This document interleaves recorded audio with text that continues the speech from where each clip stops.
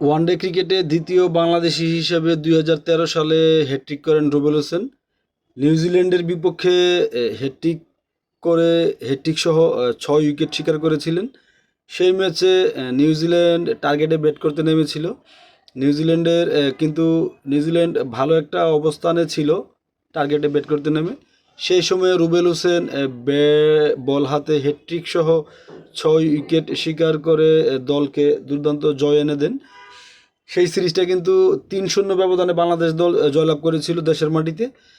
রুবেল হোসেন একজন দুর্দান্ত পেসার ছিলেন। ২০০৯ সালে যখন সে জাতীয় দলে আসে তখন থেকেই কিন্তু নিয়মিত পারফর্ম করেছে এবং রুবেলের সেই সময়ের বোলিংটা কিন্তু অনেক বেশি কার্যকরী ছিল। এখন রুবেল হোসেন হয়তো জাতীয় দলে নেই, তবে তার যে অবদান জাতীয় দলে সেটা কিন্তু স্বীকার করতে হবে। যদিও সে কিছু ম্যাচ আসলে বাজে বোলিং করে দলকে হারিয়েছে বলা চলে, তবে এটা কিন্তু রুবেল হোসেনই একা না। একটা সময় মাশরাফিও শেষের দিকে বাজে বোলিং করে দলকে হারানোর কিছু বাজে উদাহরণ আছে। তো এটা এমনটা হতেই পারে, তবে রুবেল হোসেনের যে অবদান এবং তার যে বোলিং সামর্থ্য ছিল, নৈপুণ্য আমরা দেখেছি, সেগুলো কিন্তু মনে রাখার মতো। প্রথম বাংলাদেশি হিসেবে ২০০৬ সালে শাহাদাত হোসাইন হ্যাট্রিক করেছিলেন ওয়ানডেতে।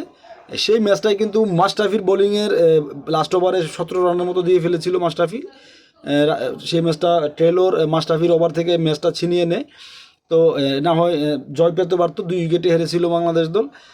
প্রথম বাংলাদেশি হিসেবে হ্যাট্রিক করার পরও কিন্তু ম্যাচটা হেরেছিল, শাহাদাত হোসেনের হ্যাট্রিকের পরও ম্যাচটা হেরেছিল বাংলাদেশ। তবে রুবেল হোসেনের বোলিংয়ের দিনে, হ্যাট্রিকের দিনে কিন্তু বাংলাদেশকে আর হারতে হয়নি। রুবেল হোসেন একাই ৬ উইকেট শিকার করে নিউজিল্যান্ডকে গুড়িয়ে দিয়েছিলেন।